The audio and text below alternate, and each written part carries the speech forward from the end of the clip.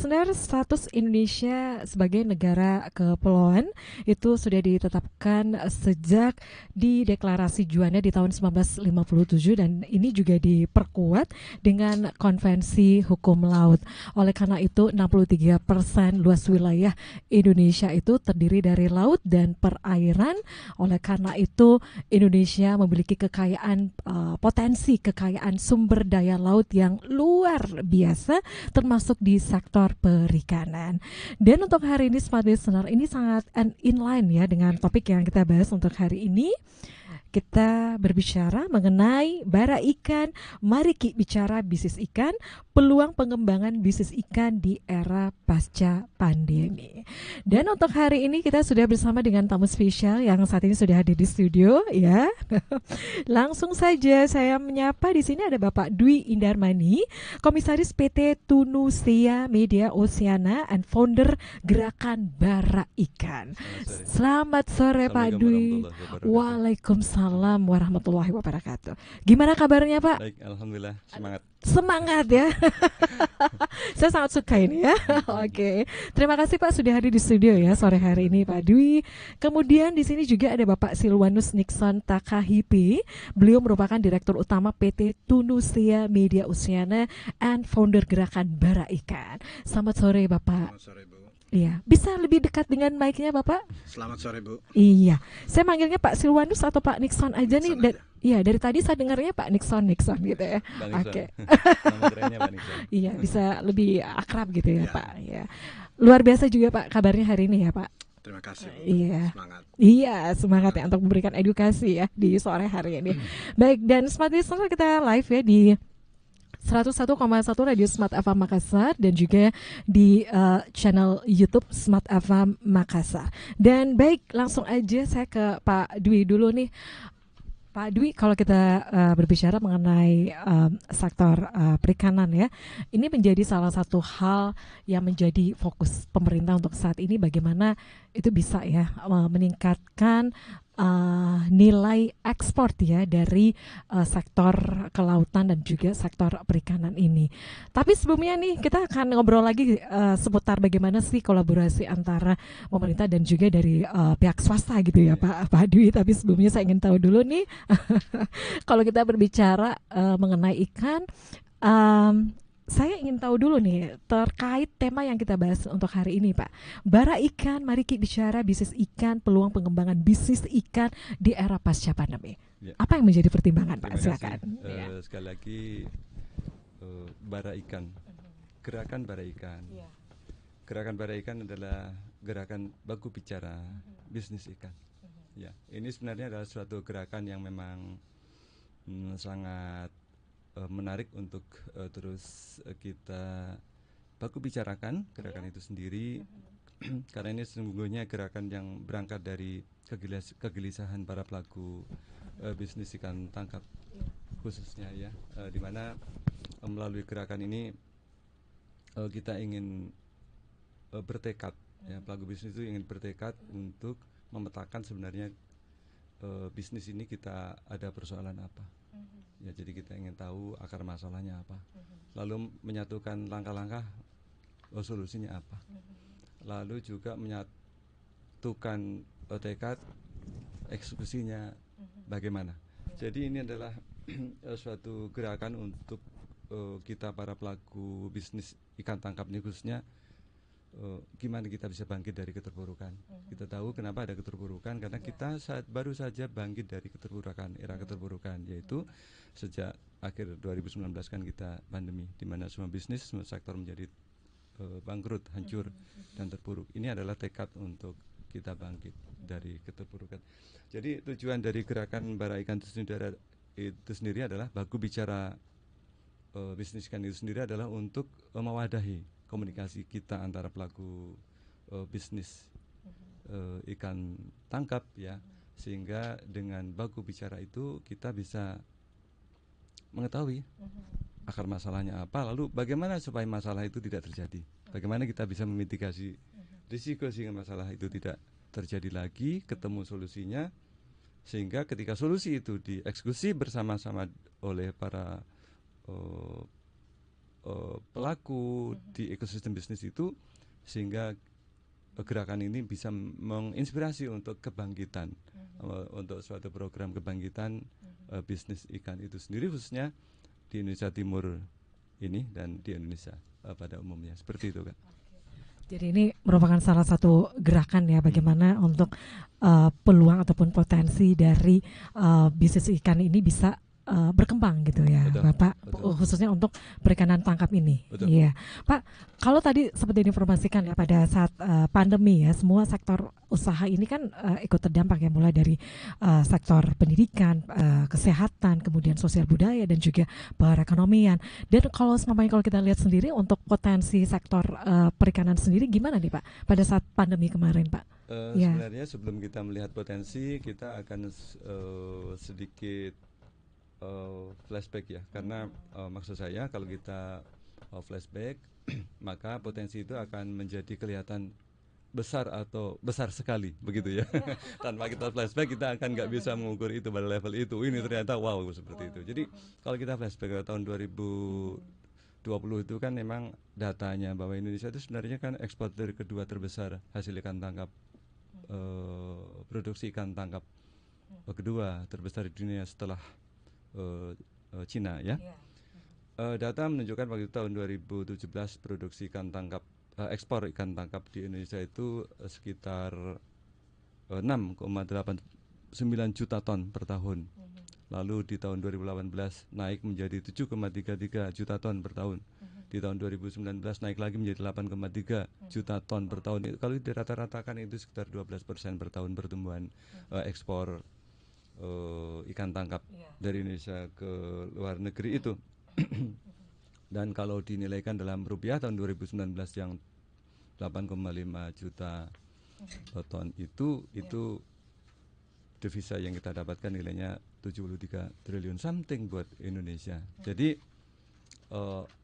kalau sudah seperti itu gimana, potensinya memang masih ada dan kayak seperti itu. Nah, potensinya adalah bahwa sekarang ketika pandemi sudah berlalu dan berlalunya itu baru kemarin ya, Juni tahun 2023 yang lalu. Tetapi kita melihat potensi yang luar biasa besar, di mana FAO itu menetapkan tahun 2030 itu kebutuhan akan ikan di dunia itu 170 juta ton di tahun itu. Kalau tadi kita menyebutkan angka 8,5 itu adalah suatu pertumbuhan 12% dari tahun sebelumnya, 8,5 juta ton, gede atau kecil. Kebutuhan dunia 170 juta ton. Di situ saya tadi katakan ini wow atau wow banget seperti itu. Nah, jadi kalau dari sisi potensi ini wow banget menurut saya. Nah, sementara saya membaca referensi tahun 2023 ini, pemerintah mentargetkan produksi ikan kita itu 12,5 juta ton per tahun ya. Produksi terakhir kita 8,5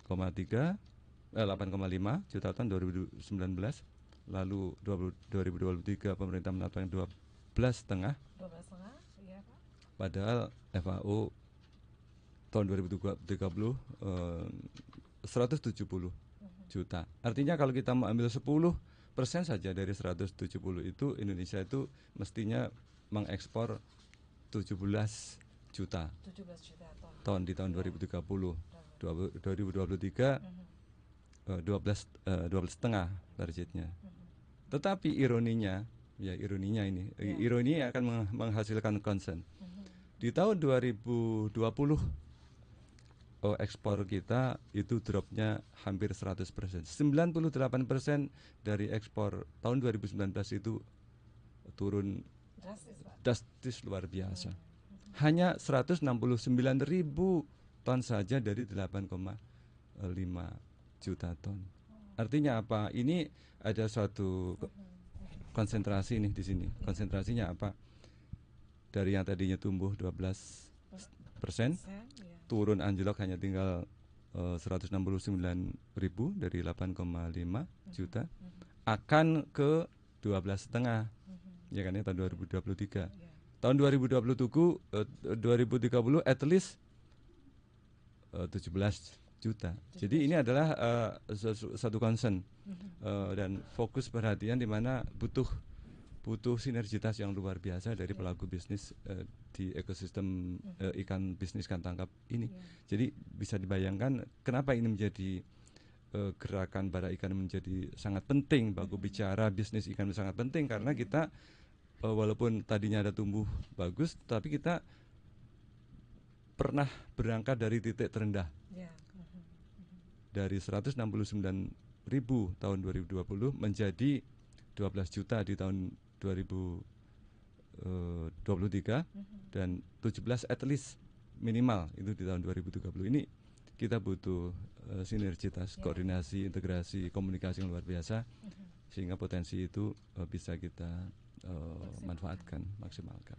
Oke, jadi memang butuh kolaborasi ya ke depannya Pak untuk bagaimana bisa menguatkan, bisa merealisasikan ya target yang diinginkan oleh pemerintah. Nah, Pak Dwi tadi seperti diinformasikan ya. Kita pernah naik, kemudian pernah turun juga ya untuk ekspornya gitu Pak. Sebenarnya apa sih yang menjadi tantangan Pak untuk bisnis untuk di sektor perikanan ini Pak Dwi? Baik. Ya. Saya juga ingin sedikit cerita karena kalau kita naik mobil lalu nggak ngelihat spion ini bisa bahaya nih. Maunya gaspol, gas terus kan gitu ya. Dilihat dulu gitu ya. Dilihat dulu. Jadi karena apa sih yang menjadi permasalahan gitu ya? Iya. Okay. Jadi ekosistem itu kan banyak ya. Kalau kita mau state satu persatu mulai dari alat tangkap, penangkap, nelayan, pengepul, penampung, pengepul, lalu pemproses, lalu pengangkut, lalu buyer, dan tidak lupa dan yang sangat penting adalah dari sisi regulator yaitu dalam hal ini pemerintah. Ini kita mesti start dari situasi yang memang kita harus memulai sehingga kita tidak salah melangkah. Kalau kita harusnya mundur 2 langkah lalu kita mundurnya cuma 1 langkah, maka pasti akan ada yang tertinggal. Saya ingin mengatakan bahwa pada saat pandemi itu ada kasus-kasus di mana seharusnya nanti tidak terulang. Di mana pada saat itu bahkan kontainer kita itu sempat ditolak di luar negeri. Sehingga itu pasti berdampak kepada kerugian. Artinya apa? Di situ ada isu tentang regulasi. Di situ ada isu tentang keterpurukan, kerugian, kehancuran bisnis. Jadi ekosistem lah. Jadi disitulah sebenarnya tantangan yang kita harus memulai berkontribusi. Jadi tantangannya adalah bagaimana persoalan yang dialami oleh atau masalah yang dialami oleh para pelaku bisnis di dalam ekosistem ikan tangkap ini, tantangannya adalah dipetakan. Ya, kita harus petakan di nelayan apa masalahnya, akar masalahnya apa, di pengepul apa akar masalahnya, ya kan ya, di transportasi apa akar masalahnya, di buyer apa akar masalahnya, di regulator sendiri apa akar masalahnya. Jadi akar masalahnya harus dipetakan. Lalu setelah dipetakan dimitigasi. Jangan sampai akar masalah itu muncul menjadi suatu masalah. Oleh karena itu gerakan pada ikan ini adalah menginspirasi untuk secara kolaboratif setelah akar masalahnya diketahui, dimitigasi bareng-bareng, lalu solusinya disepakati bareng-bareng, lalu eksekusinya dieksekusi bareng-bareng, dilaksanakan bareng-bareng. Secara kolegial, secara kontributif, artinya aktif ya. Di sini ada semangat aktif oleh para pelaku itu, tidak ada yang saling menunggu. Ya, jadi karena kalau dari sana kan ada isu-isu, kalau di sisi regulasi ya, ada isu pajak, ada isu peraturan ekspor, ada isu batasan wilayah tangkap, ada isu batasan jenis yang ditangkap, ada isu biaya tangkap. Ini kalau kita jembrengkan dalam sebuah kanvas begitu sebenarnya apa? Ini menurut saya yang challenging, sehingga mengapa gerakan ini menjadi sangat perlu agar secara bersama terjadi komunikasi yang asertif, yang terbuka, sehingga semua pada level yang sama itu melihat gitu ya, bareng, lalu hayo ini diatasi bareng-bareng lah. Sebenarnya pemerintah itu sudah melakukan upaya-upaya itu, tetapi gerakan ini memang ingin berkontribusi ya untuk supaya eksekusinya efektif ya. Sehingga kebijakan itu tidak hanya menjadi sebuah produk regulasi ya, tetapi kebijakan itu memang benar-benar terkawal eksekusinya, sehingga dampak terhadap kebangkitan ekonomi di sektor bisnis ikan tangkap ini menjadi terasa, real, konkret, dan cepat. Ya cepat. Ini karena ini era recovery ini di Sulawesi Selatan ini juga era recovery. Jadi kita harus melakukan tindakan yang efektif dan cepat. Itu yang dibutuhkan gitu Pak. Baik, Pak Dwi dan juga Pak Iksan, kita lanjut lagi sebentar Pak. Kita break dulu ya. Baik. Untuk sesaat. Baik, dan Smart Listener, Anda juga sudah mendengarkan tadi ya bagaimana penjelasan dari Pak Dwi ya terkait topik kita untuk hari ini, bara ikan. Mari kita bicara bisnis ikan, peluang pengembangan bisnis ikan di era pasca pandemi khususnya untuk perikanan tangkap ya. Oke, baik, kita mengundang Anda untuk bisa berinteraksi juga sekali lagi untuk line WhatsApp-nya di 0811461011 dan juga live chat ya di channel YouTube Smart FM Makassar. Anda jangan kemana-mana, kami akan kembali sesaat lagi.